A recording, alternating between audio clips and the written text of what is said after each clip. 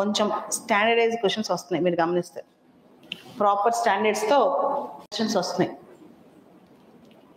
కొన్ని క్వశ్చన్స్ నేను చూస్తే బాగా ఫ్యాక్టరీలు అడుగుతున్నారు, కొన్ని ఏమో సివిల్ స్థాయి క్వశ్చన్లు వస్తున్నాయి.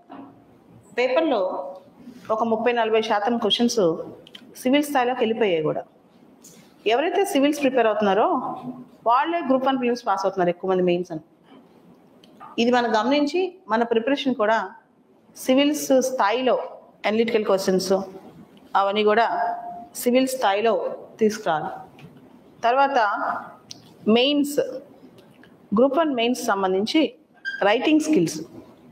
మీరు మెయిన్స్ ఎగ్జామ్ రాసి మీకు అర్థమయ్యేది ఓవర్ నైట్ డెవలప్ అవ్వాలి. ఒక 3 నెలలు 6 నెలల్లో నర్చర్ చేసుకోవాలి. మినిమం 6 months ఇప్పటి నుంచి కాస్త డిస్క్రిప్టివ్ ఎగ్జామ్ ఎలా రాయాలి అనే దాని మీద దృష్టి పెట్టాలన్నమాట.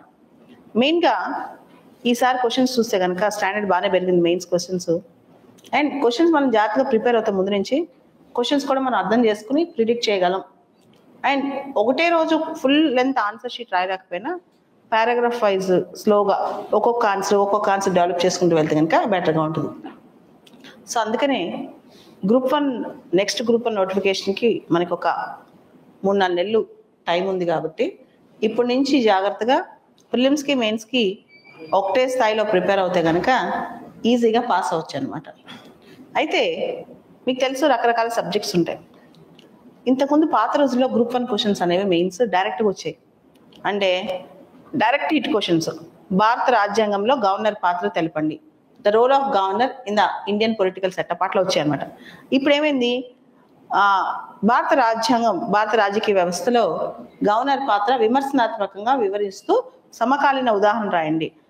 Critical exam the role of governor in the political system in India with contemporary examples. క్వశ్చన్స్లో డైనమిక్ పార్ట్ బాగా పెరిగిందనమాట. ఏదైతే డైనమిక్ పార్ట్ ఉందో వాటిని ఎక్కువ అడ్రస్ చేస్తాం. దాంతోపాటు మెయిన్స్లో మైండ్ మ్యాపింగ్స్ కానీ రకరకాల రైటింగ్ టెక్నిక్స్ కానీ వీటి మీద ఎక్కువ ఫోకస్ ఉంటుంది అనమాట. దాంతోపాటు ప్రిలిమ్స్లో ఇప్పటి నుంచి డే 1 నుంచి ఎట్లా ప్రిపేర్ అవ్వాలి అనే దాని మీద ఫోకస్డ్ అప్రోచ్. మీరు ఎలా ఉండాలంటే ఏదో క్లాసులు జరుగుతున్నాయని కాకుండా క్లాసుల్లో ఏ రోజు చెప్పేది ఆ రోజు ముందు రోజే చదువుకొచ్చుకుని క్లాస్ అటెండ్ అవుతే మీకు ఇంకా ఈజీగా అర్థమవుతుంది అనమాట. క్లాస్లో ఏ రోజు చెప్పేది ఆ రోజే చదువుకోవాలి. ఒకటేసారి ఎగ్జామ్ వచ్చాక ఆ మొమెంటం డిఫరెంట్గా ఉంటుంది. అప్పుడు కేవలం రివిజన్ చేసుకోవడానికి ప్రాక్టీస్ టెస్ట్కి ఎక్కువ టైం వాడుకోవాలి. ఇప్పుడు సబ్జెక్ట్ నేర్చుకుని ఇప్పుడు conceptual clarity skills, writing skills develop చేసుకోవడానికి వాడుకోవాలి. చివరిలో ఎగ్జామ్ నోటిఫికేషన్ వచ్చిన తర్వాత ఆ టైంని మీరు రివిజన్ కోసం వాడుకోవాలి. అప్పుడు ప్రిపరేషన్ కాదు, ప్రిపరేషన్ ఇప్పుడు అయిపోవాలి. ఎలా అయిపోవాలంటే ఎవ్రీడే ప్రతిరోజు ఒక ప్రాపర్ టైం టేబుల్ వేసుకోవాలి. ఎవరైతే ఫుల్ టైం చదువుకుంటారో వేరే వ్యాపకాలు ఉద్యోగాలు లేకుండా కనీసం 10 గంటల టైం టేబుల్ ఉండాలి. ఆ 10 గంటల టైం టేబుల్లో 4 గంటల ఫిలిమ్స్, 6 గంటల మెయిన్స్కి కేటాయించుకోవాలి. ఎవ్రీడే 4 hours ఫిలిమ్స్, 6 hours మెయిన్స్. ఫిలిమ్స్ ప్రిపరేషన్ మీకు డౌట్ రావచ్చు, రోజు ఒకటే సబ్జెక్ట్ చదవాలా, 2-3 సబ్జెక్టులు చదవాలా, ఎటువంటి సబ్జెక్టులు చదవాలి, ఇలాంటి రావచ్చు అనమాట. కనీసం రోజుకి 2 సబ్జెక్టులు తీసుకోవాలి. తీసుకోవాలన్నమాట. సేమ్ మీరు ఈరోజు పాలిటీ స్టార్ట్ చేశారనుకోండి, పాలిటీ ఎకానమీ, లేదా హిస్టరీ తీసుకున్నారు, హిస్టరీ ఎకానమీ. దాంతోపాటు మీ రాష్ట్రానికి సంబంధించిన హిస్టరీ. ఇప్పుడు ఏపీ హిస్టరీ అయినా తెలంగాణ హిస్టరీ అయినా హిస్టరీ మారుతుంది కదా, హిస్టరీలో కంటెంట్ మారుతుంది కదా, జరిగిపోయిన చరిత్ర మారిద్దా? మరి దాన్ని ఎందుకు ప్రిపేర్ అయ్యి రెడీ పెట్టుకో?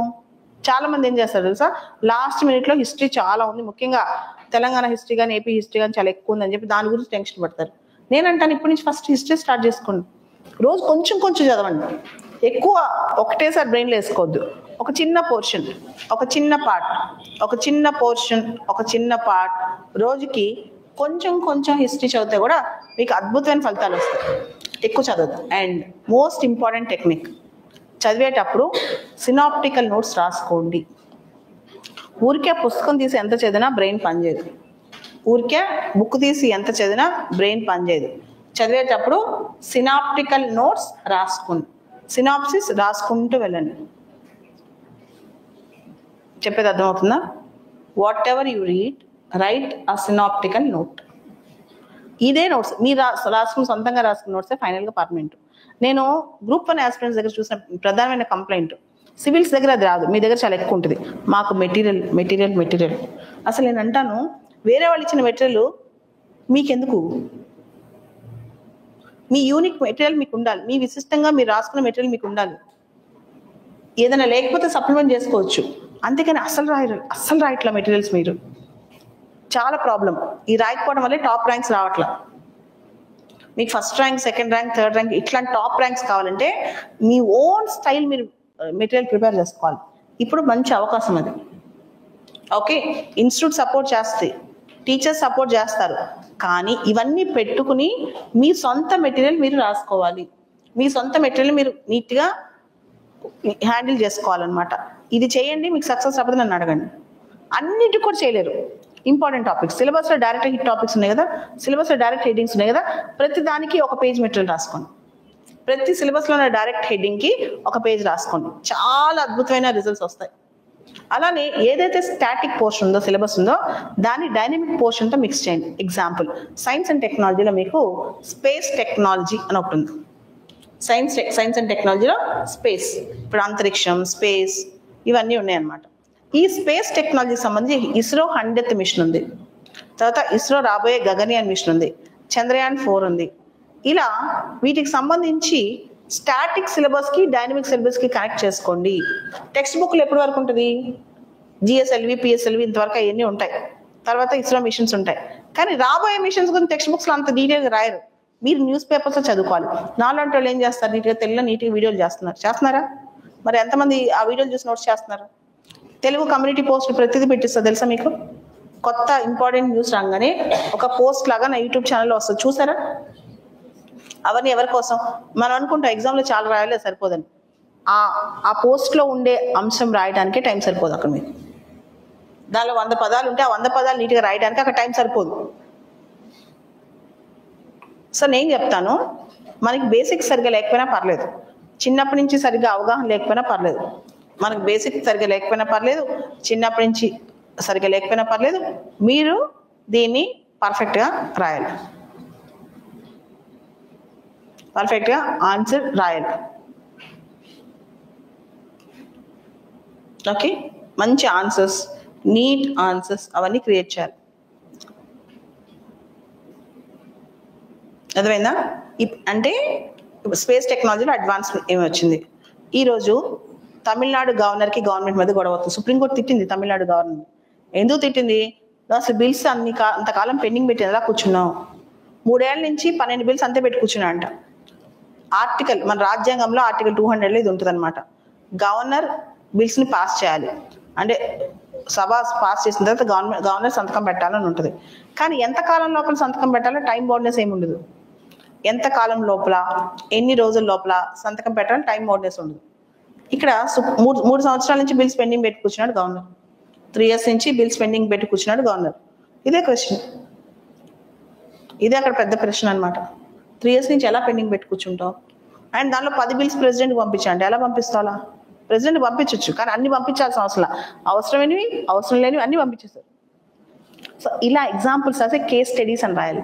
అంటే ఎగ్జాంపుల్స్, ఇలిస్ట్రేషన్స్, ఉదాహరణలు, కాంటెంపరీ సమకాలీన ఉదాహరణలు, ఇవి రాస్తే ఎగ్జామినర్ బాగా కనెక్ట్ అవుతాడు. ఓకే, వీళ్ళకి విషయం పట్ల, ఈ టాపిక్ పట్ల చాలా ఇంట్రెస్ట్ ఉంది, చాలా నాలెడ్జ్ ఉంది, కాబట్టి వీళ్ళు బాగా చదువుకున్న వాళ్ళని క్లిక్ అవుతుంది అనమాట. అండ్ ఇంటరాక్షన్స్ కానీ కంక్లూజన్స్, ఏదైతే ఇంటరాక్షన్స్ ఉంటాయో, ఏదైతే కంక్లూజన్స్ ఉంటాయో అక్కడ ఇలాంటి ఎగ్జాంపుల్స్ తీయాలి, అక్కడ ఇలాంటి ఎగ్జాంపుల్స్ రాయాలి. ఇంటరాక్షన్స్, కంక్లూజన్స్లో ఎగ్జాంపుల్స్ తీయటం, ఎగ్జాంపుల్స్ రాయటం, ఇవన్నీ చేయాలన్నమాట. ఓకే, ఆ తర్వాత మీరు గమనిస్తే సబ్జెక్టులు ఉంటాయి కదా, పేపర్స్ ఉంటాయి కదా. నేను ప్రత్యేకంగా CSBIS అకాడమీలో మీ పైన ఎక్కువ దృష్టి పెట్టేది రైటింగ్ స్కిల్స్. అందుకనే ఎస్ఏలో కొన్ని మేజర్ పార్ట్స్ నేను తీసుకుంటాను. ఎస్ఏ అంటాం కానీ ఎస్ఏలోనే మీకు సిలబస్ మొత్తం కవర్ అవుతుంది. రైటింగ్ స్కిల్స్ ఉంటాయి కదా, పాలిటీ ఎస్ఏలు ఉంటాయి, ఎకానమీ ఎస్ఏలు ఉంటాయి, సైన్స్ అండ్ టెక్నాలజీ ఎస్ఏలు ఉంటాయి, హ్యూమన్ రిసోర్స్, సోషల్ ఇష్యూస్ ఉంటాయి. ఆల్మోస్ట్ అన్ని టాపిక్స్ ఎస్ఏ లాగా కవర్ అవుతాయి. సో ఎస్ఏ అనేది గట్టిగా పట్టుకుని మీకు రైటింగ్ స్కిల్స్ నేను నేర్పిస్తాను, ఎలా రాయాలి. మేజర్గా గ్రూప్ 1 రాసాలి, మేజర్ ప్రాబ్లం రైటింగ్ స్కిల్స్ కాబట్టి నేను ప్రత్యేకంగా మీకు వాటి మీద దృష్టి పెడతాను అనమాట. మీకు ఎస్ఏకి సంబంధించిన మెటీరియల్స్ ఇవన్నీ కూడా నేనే మీకు ఇవ్వటం జరుగుతుంది. ఓకే, ఇదంతా కూడా పర్ఫెక్ట్గా మీకు ఎస్ఆర్ రైటింగ్ స్కిల్స్ మీద నా సబ్జెక్ట్ ఎక్కువ. నేను అంటే పలానా సబ్జెక్ట్ మేడం చెప్పిద్ది అని కాకుండా సబ్జెక్ట్తో పాటు స్కిల్స్ మీద మన యొక్క, ఎందుకంటే మీ ఎగ్జామ్ ఇంపార్టెంట్, ఓన్లీ నాలెడ్జ్ కాదు, అవి దాని మీద నేను ప్రత్యేకంగా ఉంటానన్నమాట. సో మన క్లాసెస్ బైలింగ్వల్లో ఉంటాయి, అంటే అందరికి అర్థమయ్యే విధంగా, తెలుగు మీడియం ఇంగ్లీష్ మీడియం అందరికీ అర్థమయ్యే విధంగా అది నీట్గా వెళ్తుంది అనమాట. తర్వాత ఈ క్లాసెస్ అనేవి మీకు తెలుసు, సిలబస్ బాగా పెరిగిపోయింది, అంటే సిలబస్లో క్వశ్చన్ డెప్త్ పెరిగింది. మీరు చూసారా ఇయర్ టీజీపీఎస్సీలో year mains questions, have you seen the question papers, how many of you seen the question papers, how many of you have gone through the question papers, ఎంతమంది question papers చూస్తారో, ఎంతమంది question పేపర్స్ని ఆకలింపు చేసుకున్నారు చెప్పండి.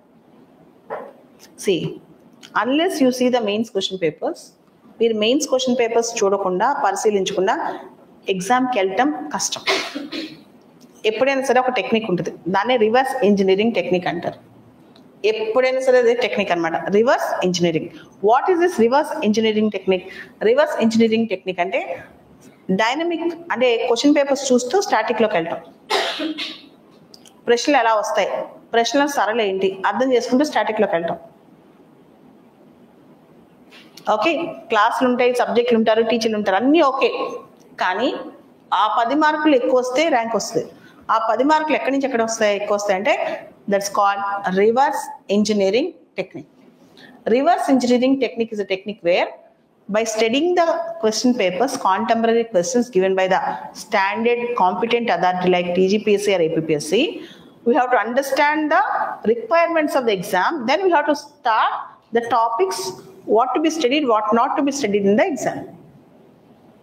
వాళ్ళు మనం ఏ స్థాయిలో ఎక్స్పెక్ట్ చేస్తున్నారు, మన దగ్గర నుంచి ఏ లెవెల్ ఎక్స్పెక్ట్ చేస్తున్నారు, మన దగ్గర నుంచి ఏం ఎక్స్పెక్ట్ చేస్తున్నారు, ఏ స్థాయిలో ఎక్స్పెక్ట్ చేస్తున్నారు, ఏ లెవెల్ ఎక్స్పెక్ట్ చేస్తున్నారు, ఏం ఎక్స్పెక్ట్ చేస్తున్నారు, ఇదంతా తెలియాలన్నమాట. తెలియాలంటే ఒక టెక్నిక్ ఫాలో అవ్వాలి, అదే reverse engineering technique. That is called reverse engineering technique. Reverse engineering technique మనం ఫాలో అవ్వాలన్నమాట.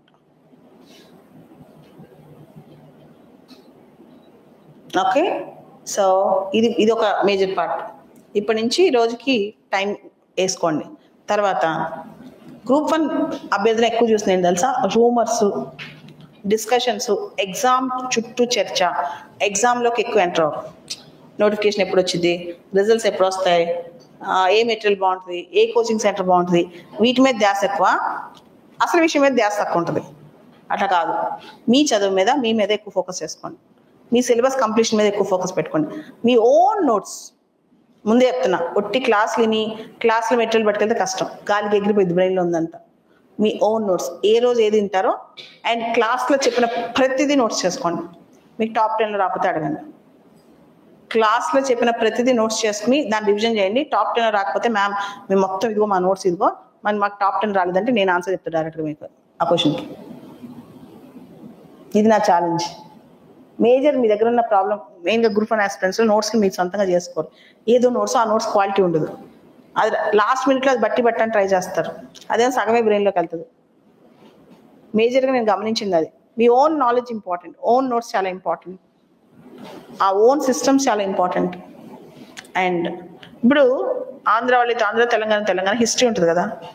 ఇప్పుడు తెలంగాణ ఉంది, ఫ్రీడమ్ మూవ్మెంట్ ఉంటుంది, తెలంగాణ లిబరేషన్ ఉంటుంది, తెలంగాణ విముక్తి గురించి తెలంగాణ మూవ్మెంట్ ఉంటుంది కదా. ఆ తెలంగాణ మూవ్మెంట్ సంబంధించి ఎంతమంది ప్రాపర్ నోట్స్ మీ దగ్గర ఉంది? ఆ టెక్స్ట్ బుక్ బాగుంటుందా, ఈ టెక్స్ట్ బుక్ బాగుంటుందా, వి ప్రకాష్ గారిది బాగుంటుందా, ఇంకోటి, ఫస్ట్ అంతా పక్కన పెట్టండి. మీరు కూడా you belong to the state.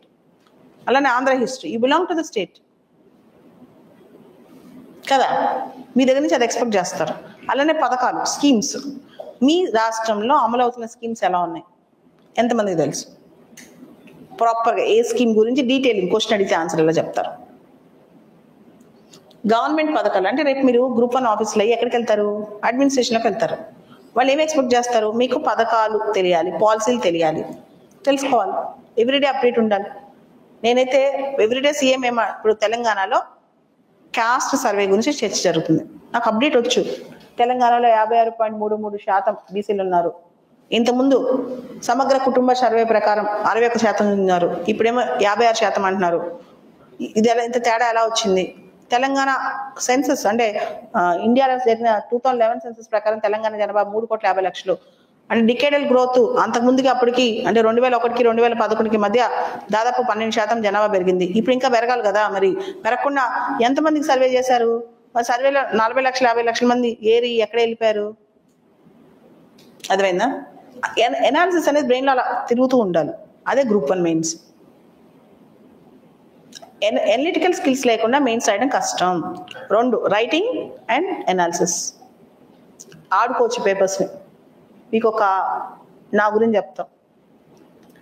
2004 నేను సివిల్స్ రాసా, 2016 సివిల్స్ రాసా. 2004లో నేను చాలా చిన్నదాన్ని, వాళ్ళ కష్టం అనిపించేది ఎగ్జామ్, కానీ పట్టుదలతో పేపర్ మొత్తం కంప్లీట్ చేయాలని చెప్పి బాగా చదివి బట్టి బట్టి రాసి వచ్చా. 2016లో అసలు చదవాల, పుస్తకం ఓపెన్ చేయడానికి టైం లేదు. నేను జాబ్ చేసేదాన్ని, అప్పుడు టీచ్ కూడా చేసేదాన్ని. నేను జాగ్రఫీ టీచ్ చేయను, సైన్స్ అండ్ టెక్నాలజీ టీచ్ చేయను, పాలిటీ చేస్తా, ఐఆర్ చేస్తా, గవర్నెన్స్ ఐ చేస్తా, ఎస్ఐ చేస్తా. కానీ నాకు అన్ని సబ్జెక్టులు ఒకే నా మార్కులు వచ్చాయి సివిల్స్లో. ఎలా వచ్చాయి? మ్యాజిక్. పుస్తకం మరి తీసి చదవలా, చదివి ఎగ్జామ్ రాయలా, కానీ అన్ని పేపర్స్లో ఒకేలాగా వచ్చాయి.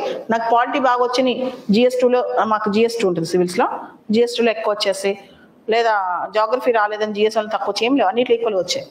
బికాస్ రాయటం వేరు, నాలెడ్జ్ వేరు. అండ్ టీచర్ లాగా రాయలే, నేను స్టూడెంట్ లాగా రాసే ఎగ్జామ్. పేపర్ కంప్లీట్ చేయాలి. వాడు అడిగిన క్వశ్చన్కి మనకు వచ్చింది రాయటం కాదు, వాడు ఏ అడిగితే అది రాయాలి. వాడు అడిగిన ప్రశ్నకి సమాధానం రాయాలి, మనకు వచ్చిందని కాదు. వాడు ఏవడిగితే అది దాన్ని మాత్రమే మనం దృష్టి పెట్టుకోవాలి. మనకు వచ్చింది ఇంపార్టెంట్ కాదు, వాడు అడిగింది ఇంపార్టెంట్. ఇది నా theory. This is my theory of writing the exam. That's how I wrote my exam. సూపర్గా రాస్తాను. నాకు తెలిసి నాకు ర్యాంక్ వచ్చిందని ముందే, అంత కాన్ఫిడెన్స్. ఎందుకంటే నేను వాడు అడిగిందని నీట్గా రాసా. చిన్నపిల్లలు 10వ తరగతి పిల్లలు వాడు అడిగిన క్వశ్చన్ నీట్గా ఆన్సర్ రాసి వస్తారట. నేదో టీచర్ అని చెప్పి థింకర్స్ ఫెయిల్ రాయటం, ఓవర్ చేసేయటం, ఓవర్ ఫ్లాంబాయింట్గా చేయటం ఏం చేయాలి, నీట్గా simple. I made my exam very simple. మీ లాస్ట్లో కూర్చున్నాడే ఆ అబ్బాయి నాలెడ్జ్లో నాకు 10% నాలెడ్జ్ ఉంటుంది ఇప్పుడు కూడా. హీఈస్ మోర్ ఇంటెలిజెంట్, కానీ నేను I know how to right exam. చాలా డిఫరెన్స్ ఉంటుంది కదా. నువ్వెంత గొప్ప అయినా ఎగ్జామ్ రాసే తీరు చాలా ఇంపార్టెంట్. నువ్వెంత గ్రేట్ అయినా ఎగ్జామ్ రాసే స్టైల్ చాలా ఇంపార్టెంట్. ఎగ్జామ్ రాసే తీరు, ఎగ్జామ్ రాసే స్టైలు అవి చాలా ఇంపార్టెంట్ అన్నమాట.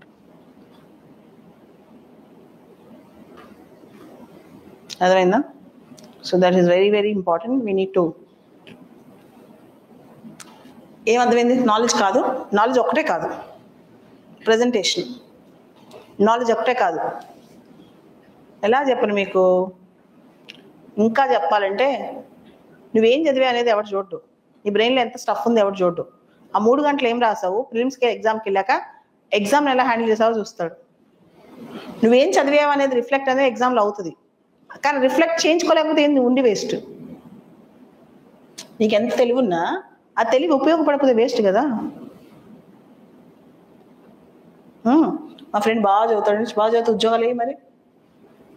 కాబట్టి ఏమైనా మిత్స్ ఉంటే మీ గురించి పక్కన పెట్టి ఒక స్టూడెంట్లా బిహేవ్ చేయండి. స్టూడెంట్ ఎప్పుడు స్కెప్టికల్గా ఉండడు, స్టూడెంట్ ఎప్పుడు డౌట్ఫుల్గా ఉండడు. ఫర్ ఎగ్జాంపుల్, మ్యామ్ చెప్పింది చేయాలంటున్నాను, ఈరోజు నేను చెప్పింది చేసేయండి, మళ్ళీ ఇంకోటి చెప్తే అది మార్చుకోవడం, ఇంకోటి చెప్తే ఇంకోటి మార్చుకోవడం. ఒక్కళ్ళన్నా బ్లైండ్గా నమ్మండి జీవితంలో. ఒకళ్ళన్నా బ్లైండ్గా నమ్మితే పర్ఫెక్ట్గా సెట్ అవుద్ది. నేను అంతే, నేను ఒకటి అనుకునేదాకా ఆలోచిస్తా, అనుకున్న తర్వాత అది తప్పైనా అదే చేస్తా. 100% నాకు నేను కమిట్మెంట్గా ఉంటా. అనుకున్నదాకే అనుకున్నాక ఈరోజు నేను క్లాస్ చెప్పాలనుకుంటే నాకేం బాగాలేకపోయినా క్లాస్కి వస్తా, నాకు సంబంధం లేదు. ఇంకా once you decide, stick to it. ఒకసారి నిర్ణయం తీసుకున్నాక దాంతోనే ఉండాలి మనం. మ్యామ్ చెప్పింది అన్నిటికీ సినాప్సిస్ చేసుకోమని ఇంకోటి అంటాడు, అసలు సాధ్యమేనా అన్నిటికీ సినాప్సిస్ అని? నాకు తెలిసి సాధ్యం కాదని. నేను అన్నిటికీ చెప్తే కనీసం 50% కానీ చేసుకుంటాను నా నమ్మకం. అవనే మీకు మార్క్స్ వస్తాయి నమ్మకం, అంతే. వాడు చెప్పింది నేను అసలు చేసుకోకుండా కూర్చున్నారు అనుకోండి, లేదు నేను ఆ మెటీరియల్ చదివే అయిపోయింది అన్నాను, అది వాడికి వర్కౌట్ అయింది, మీకు వర్కౌట్ కాకపోవచ్చు. ఈ ఫీల్డ్లో ఏంటి తెలుసా, చెడగొట్టే వాళ్ళు ఎక్కువ ఉంటారు. బ్రెయిన్ ఏదేదో బ్రెయిన్లోకి ఎక్కిస్తూ ఉంటారు. కనీసం మీ బ్రెయిన్లో మీ మనసుకి ఇప్పుడు బాలత మ్యామ్ చెప్పింది అన్నిటికీ రాయాలి, రాసుకోండి. ఇంకా ఆలోచించొద్దు, ఎవడేం చెప్పినా ఆలోచించొద్దు. బ్లైండ్ 2 నెలలు నేను చెప్పించేయండి, మీకు ఎంత కాన్ఫిడెన్స్ వచ్చి చూడండి. కానీ వారం రోజుల్లో 10 రోజులు మానేస్తారు. ఎందుకు మానేస్తారు? 10 మందిలో ఒక్కడే కంటిన్యూ చేస్తాడు, మిగతా 9 మంది మానేస్తారు. ఎవరో ఒకడే ఏదో చెప్తాడు బ్రెయిన్లో. నేను కరెంట్ అఫైర్స్ ఈ చదవాలన్నా అనుకో, లేదు ఆ మ్యాగజైన్ చదివితే చాలు అంటాడు ఇంకోటి వచ్చి. చేయకండి అలా. ఒక్కసారి అనుకున్నాక అదే స్టిక్ అవ్వండి. నేను అంతే. Okay, so I'll be coming to you. I'll be discussing these subjects, and I'll be discussing international relations, sometimes in prelims, current affairs and polity, and more importantly I can tell you essay and other things. Okay, ఇప్పుడు మీ doubts ఏమైనా ఉంటే అడగవచ్చు. I will answer. You can feel free to ask me. నేను వస్తుంటాను. నాకు subject లేకపోయినప్పుడు కూడా మీకు వచ్చి కనిపిస్తుంటాను. నా సబ్జెక్ట్ ఉన్నప్పుడు నేను టీచ్ చేస్తాను, వేరే సబ్జెక్ట్ జరుగుతున్నప్పుడు కూడా మధ్యలో ఒకసారి వచ్చి మీతో మాట్లాడుతుంటాను. కానీ ఒకటి నమ్మండి, టీచర్ చెప్పింది బ్లైండ్గా ఫాలో అవ్వండి. ఏ టీచర్ మీకు నష్టాన్ని చెప్పరు కాబట్టి ఒక టీచర్ నమ్మితే ఆ సబ్జెక్ట్ ఆ టీచర్తో వెళ్ళిపోండి, సబ్జెక్ట్ అయిపోయింది. అలా కాకుండా 10 చేశారనుకోండి, 10 వెళ్ళారనుకోండి, ఇది అవుతారు, ఇబ్బంది పడతారు. కాబట్టి బ్లైండ్గా ఫాలో అవ్వండి. I will hand hold you. మీ చేతులు పట్టుకు ముందు తీసుకెళ్ళే బాధ్యత నేనే పర్సనల్ తీసుకుంటాను. దాని గురించి ఇంకా ఆలోచించద్దు. So once you enter in to CSB, you are our family. Okay, ఇక్కడ నా దగ్గర అయితే ఆ టీచర్ స్టూడెంట్ కన్నా కూడా సంథింగ్ మోర్ కనెక్ట్ అనేది ఉంటుంది అనమాట. I will be with you. Subject కన్నా కూడా గైడ్ లైన్స్ నా దగ్గర నుంచి ఎక్కువ ఎక్స్పెక్ట్ చేయండి. నా దగ్గర నుంచి ఇది ఎలా చేయాలనేది ఎక్స్పెక్ట్ చేయండి. నేను చేసి చెప్తాను మీకు బాగా. Okay, all the best. Will meet again and again. Next teacher వస్తారు 5 minutesలో. ఏమైనా మాట్లాడాలనుకుంటున్నారా?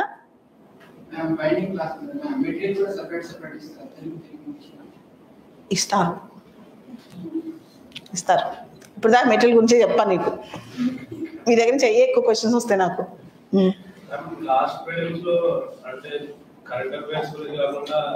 అదే చెప్తాను. ఏ ప్రిలిమ్స్లో ఎక్కువ కరెంట్ అఫైర్స్ వస్తే, ఏ ప్రిలిమ్స్ స్టాటిక్ ఎప్పుడు వస్తుందో ఎవరు చెప్పలేరు. నెక్స్ట్ ప్రిలిమ్స్లో కరెంట్ అఫైర్స్ రావచ్చు. లాస్ట్ పేపర్ని బేస్ చేసుకుని ఈసారి ఉండదు. ఓకే, ప్రిలిమ్స్ క్వశ్చన్ పేపర్ ఎప్పటికప్పుడు మారుతూ ఉంటుంది. ఇంతకుముందు బేస్ చేసుకుని ఇప్పుడు ఉంటాం, అలా ఉండదు. నెక్స్ట్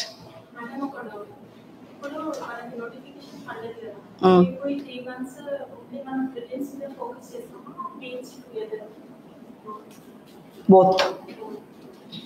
అది ఈ ఎగ్జామ్స్లో మెయిన్గా గ్రూప్ 1 ఎగ్జామ్లో ప్రిలిమ్స్ సపరేట్, మెయిన్ సపరేట్ అనేది మీ మనసులో కూడా రాకూడదు. ఒకటేసారి ఆ కాన్సెప్ట్ చదువుతున్నప్పుడు, ఇప్పుడు పాలిటీలో ప్రియాంబుల్ చదువుతున్నాం, ప్రవేశిక లేదా పీఠిక చదువుతున్నాం, ప్రిలిమ్స్ వేరుగా మెయిన్స్ వేరుగా చదవకూడదు. యాజ్ ఎ టాపిక్ కవర్ చేసి 2 నేర్చుకోవాలి. ప్రిలిమ్ స్కిల్, మెయిన్ స్కిల్ 2 నేర్చుకోవాలి.